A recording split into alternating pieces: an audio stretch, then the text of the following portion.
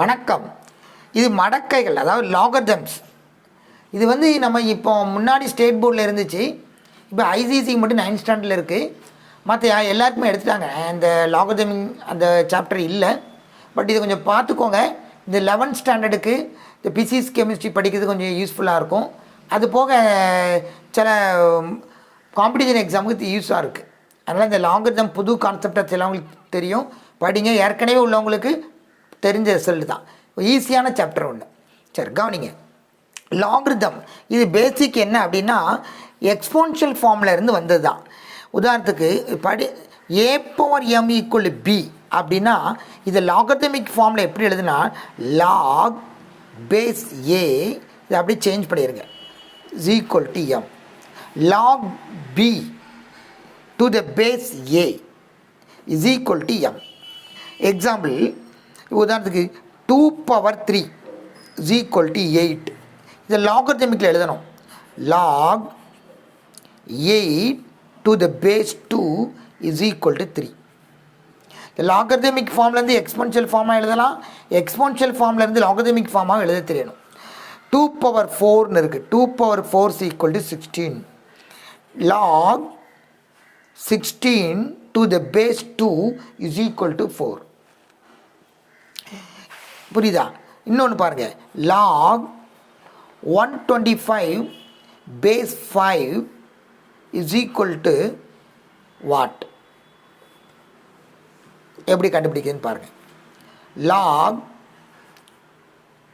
இதை வந்து எக்ஸ்ன்னு வச்சுக்கோங்க. லாகரிதமிக் ஃபார்ம்லேருந்து எக்ஸ்போனன்ஷியல் ஃபார்மாக கன்வெர்ட் பண்ண போகிறோம். 5^x = 125. 5^x = 1. இது பவர் அண்ட் சோர்ஸில் இது அடுக்குகளும் அடிமானங்கள் வந்ததே பார்த்துக்கோங்க. 125 5³ எழுதலாம். அப்போ x = 3. x = 3. லாகரிதமிக் ஃபார்மில் இருந்து எக்ஸ்போனன்ஷியல் ஃபார்ம் நம்ம கன்வெர்ட் பண்ணி அப்போ இதோட வேல்யூ வந்து 3. சரிதானா? இப்படி தான் கொஸ்டின் இருக்கும். இன்னொரு கொஸ்டின் பாருங்களேன்.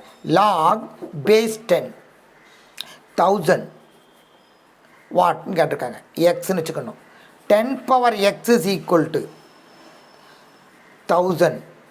1000 மீன்ஸ் 10³ 1010³ எழுதலாம். x = 3. அப்போ x = 3. இப்போ லாகரிதமிக் ஃபார்ம்லேருந்து எக்ஸ்போனன்ஷியல் ஃபார்மாக கன்வெர்ட் பண்ண தெரியணும். இதே மாதிரி லாக் பேஸ் 2ன்னு வச்சுக்கோங்க. இது x = 32ன்னு இருக்குது. அப்போ எக்ஸுடைய வேல்யூ என்ன? இப்படிலாம் கூட இப்போ ரொம்ப பெரிய வேல்யூ ஆகிரும். அப்போ அதனால் x = 2^32. 2^32. இங்கேருந்து அங்கே கேட்கலாம், அங்கேருந்து இங்கே கேட்கலாம். சரிதானா? இதே மாதிரி பேஸும் கேட்கலாம். லாக் 100 பேஸ் தெரியாது = 2ன்னு கொடுத்துருக்காங்க. எப்படி எழுதலாம்? x² = 100. சரி, then x = what? 10 square root. So எதுனாலும் மாற்றி மாற்றி கேட்கலாம். இந்த லாகரிதமிக் ஃபார்மிங் ஞாபகத்தை வச்சுக்கணும். எக்ஸ்போனன்ஷியல் ஃபார்ம்லேருந்து லாகரிதமிக் ஃபார்மை கன்வெர்ட் பண்ண தெரியணும். லாகரிதமிக் ஃபார்ம்லேருந்து எக்ஸ்போனன்ஷியல் ஃபார்ம்லாம் கன்வெர்ட் பண்ணிங்கன்னா வி கெட் த ஆன்சர். சரிதானா? ரைட். இதுக்குன்னு சில ரூல்ஸ் இருக்குது, என்னென்னு பார்ப்போம்.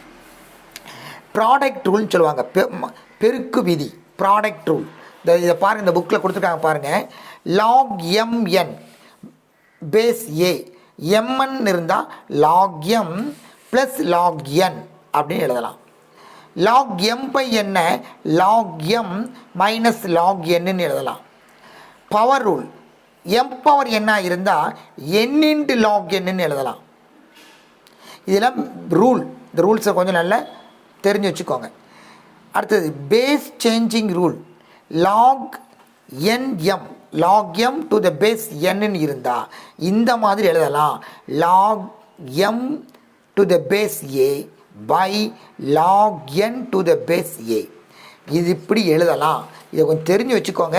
எப்படி எழுதக்கூடாதுங்கிறத பாருங்கள்.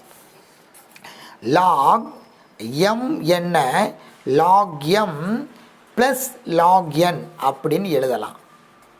ஆனால் log m + என்ன log m இன்ட்டு லாக் என் இப்படி எழுதக்கூடாது.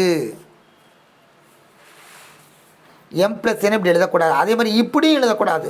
லாக் எம் ப்ளஸ் லாக் என் இதுவும் எழுதக்கூடாது. ஸோ ப்ராடக்டை இந்த மாதிரி அடிஷனாக பிரிக்கலாம், அடிஷன் இந்த மாதிரி ப்ராடக்டாக பிரிக்கலாம். ஆனால் இந்த அடிஷனை இந்த மாதிரி ப்ராடக்டாக பிரிக்கக்கூடாது. மாதிரி அடிஷனை இந்த மாதிரி அடிஷனாக பிரிச்சிடக்கூடாது. இதே மாதிரி டிவிஷனுக்கு லாக் எம் பை என் இதை லாக் எம் இது கோஷன் ரூல் வகுத்தல் விதி இப்படி எழுதலாம். ஆனால் லாக் எம் பை என்ன லாக் எம் பை லாக் என்னன்னு எழுத முடியாது, எழுதக்கூடாது. சரிதானா? இதே மாதிரி டிவிஷனை இந்த மாதிரி உள்ள டிவிஷனை லாக் எம் பை லாக் என் இதை லாக் எம் மைனஸ் என்னு எழுதக்கூடாது. அல்லது லாக் எம் மைனஸ் லாக் என்னன்னு எழுதக்கூடாது. இந்த ஃபார்மெட்டில் இருந்தால் மட்டும்தான் அப்படி எழுதணும். இந்த மாதிரி உள்ள ஃபார்மெட்டில் அப்படி எழுதிடக்கூடாது. அது ரொம்ப முக்கியம். அதுக்கானது தெளிவாக சொல்லிகிட்டு இருக்கேன். சரிதானா? அடுத்தது பவர் ரூல். லாக் இங்கே பேஸ் என்னமோ இருந்துருப்பாலாம், எம் பவர் என் அப்படி இருந்தால் இந்த பவரில் என்ன இருக்கோ இது முன்னாடி வந்துடும். லாக் என் எம் இந்த பவரில் உள்ளது அடுக்கில் உள்ளது முன்னாடி வந்துடும். இந்த கொண்டையில் உள்ளதை முன்னாடி போட்டுக்குவாங்க. சரிதானா? ரைட். இதுதான் பேஸ் சேஞ்ச். அடுத்து பேஸ் சேஞ்சிங் ரூல் அப்படின்னு கொடுத்துருக்காங்க. லாக் என் எம் இதை இங்கே பாருங்கள், இங்கே எண் இருந்தால் இங்கே ஒரு எண்ணை போட்டுட்டு இங்கே வேறு ஏதாவது ஏன்னு வச்சுக்கோங்க. இதை இப்படி எழுதலாம். இந்த ரெண்டு ஒன்று போல் இருந்தால் மீதி உள்ளதை எழுதிக்கோங்க. ஒரு லாக் போட்டுக்கணும். இதுதான் சேஸ் பேஞ்ச் ரூல். இதை இப்படி எழுதலாம், இதை இங்கிட்டு எழுதலாம்.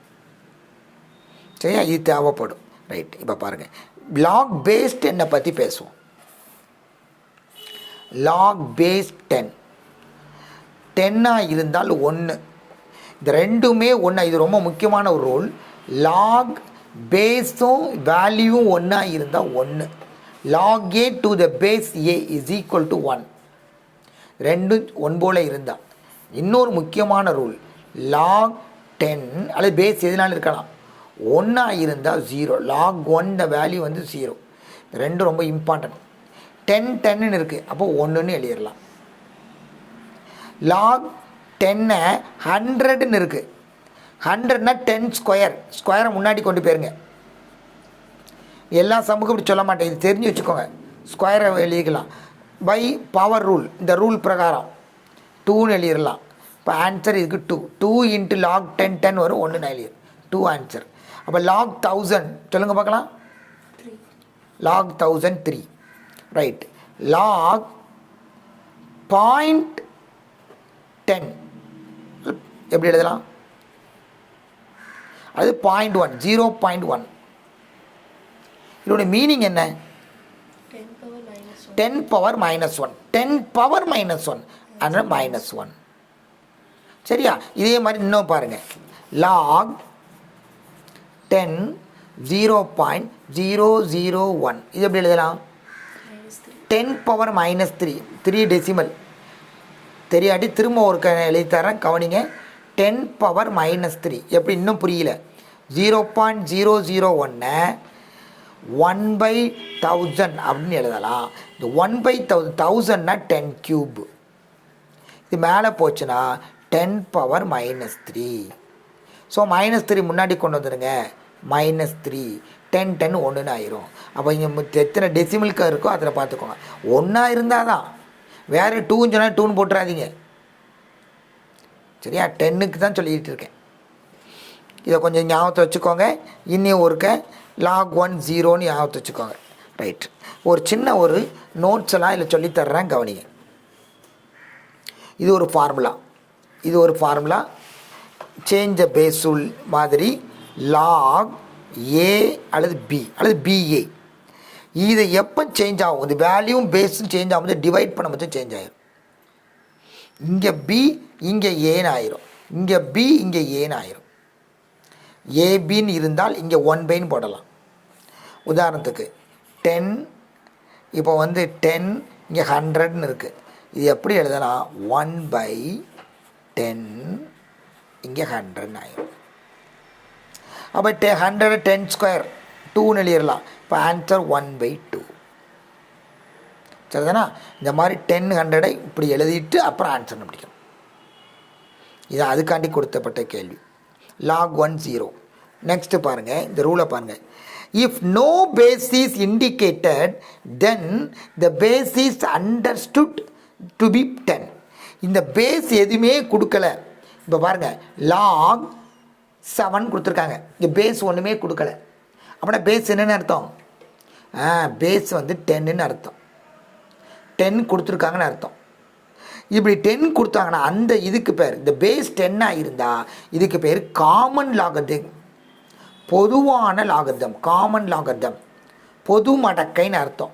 தமிழில் பொது மடக்கை. ஒன்றுமே கொடுக்கலன்னா பேஸ் 10ன்னு அர்த்தம், அதுக்கு பொது மடக்கைன்னு அர்த்தம்.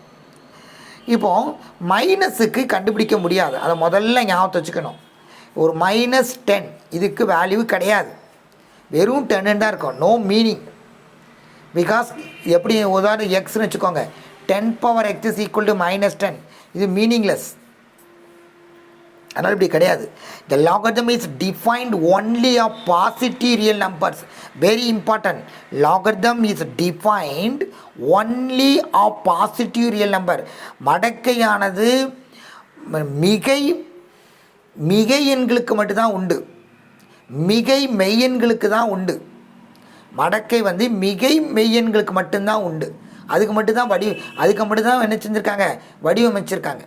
அது மாதிரி ரொம்ப கவனமாக இருந்துக்கிடணும். இப்போது ஒரு சில கணக்குகளை செய்வோம், கவனிங்க.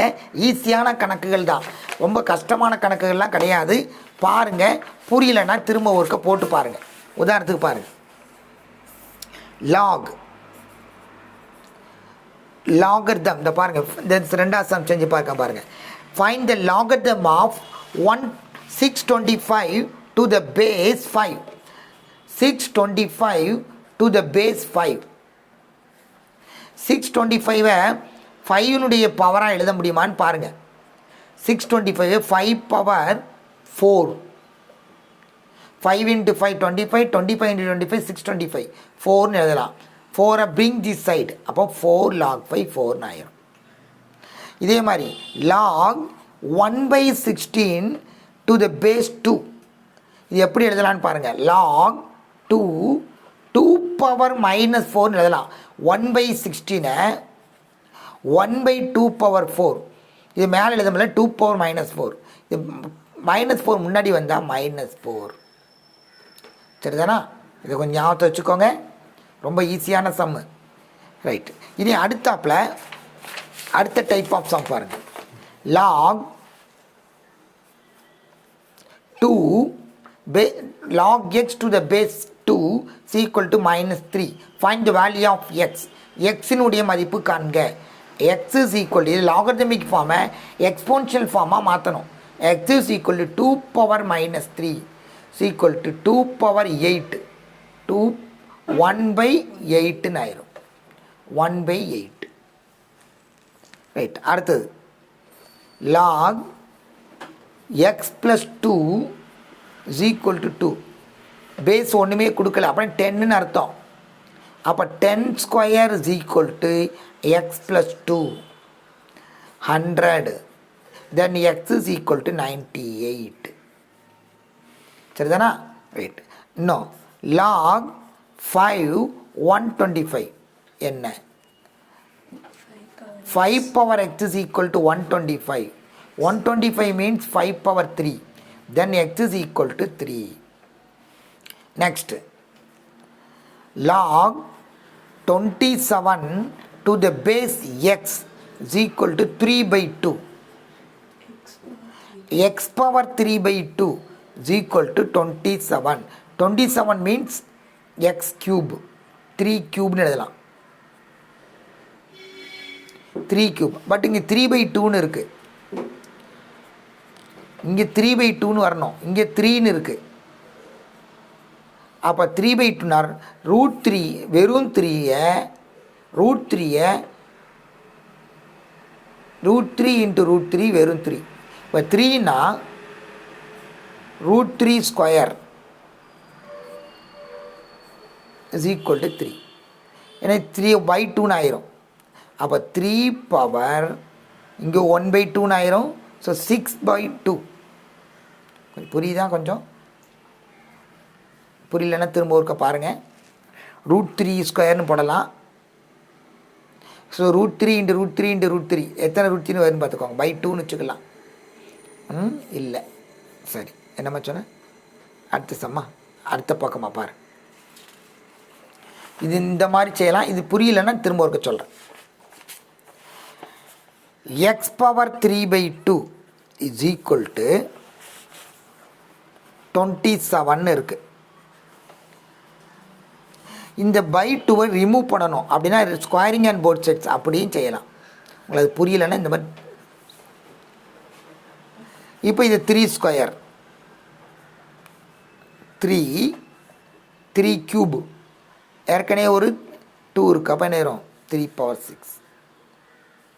அப்போ இங்கே 3 இருக்குது, இங்கே என்ன இருக்குது?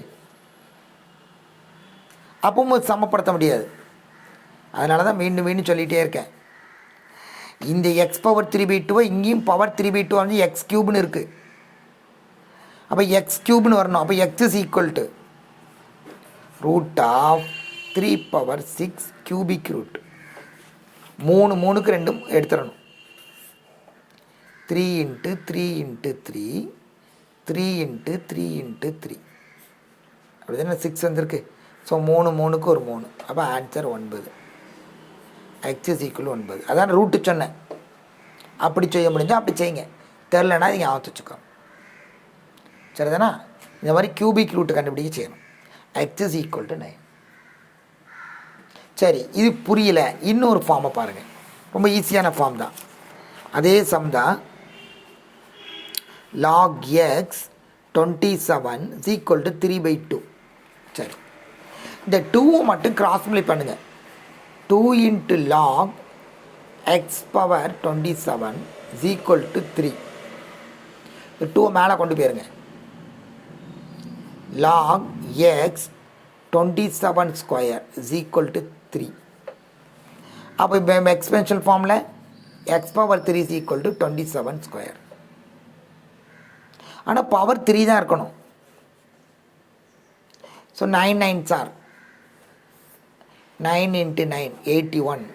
இப்போ 27 × 27 × 27 9 9s are 20. எத்தனை 9 வந்துடுதுன்னு பார்த்துக்கலாம். இதில் 9 9 இப்போ பாருங்கள். 9 3s are 27 ஸ்கொயர் வந்திருக்கு. அப்போ ஒரு 9 இங்கே ஒரு 2 டைம்ஸ் போட்டிங்கன்னா 3 9க்கு ஒரு 9 எடுத்துக்கிட்டு போயிடலாம். அப்படின்னு செய்யலாம். 2 9 வந்திருக்கு. 3 9க்கு இப்போ செஞ்சுக்கலாம். x இஸ் ஈக்குவல் 9ம் போடலாம். சொல்லுங்கள், என்ன வேணும்? திரும்ப ஒருக்க பாருங்கள். 27 9 × 3ன்னு எழுதலாம். இப்போ ஸ்கொயர் கியூப் வேணும். ஸ்கொயருக்கு என்ன செய்யணும்? × 3 × 9. இப்போ ஈஸியாக x இஸ் ஈக்குவல் டு 3 9க்கு ஒரு 9 இப்படியும் போட்டுக்கோங்க. எதுனாலும் சரி, உங்களுக்கு புரிஞ்சால் சரி. இல்லாட்டி இந்த மாதிரி சின்ன பேசிக் ஃபார்மில் போட்டுக்கோங்க. Okay, thank you. நெக்ஸ்ட்டு சம்மு அடுத்த வீடியோவில் பார்ப்போம்.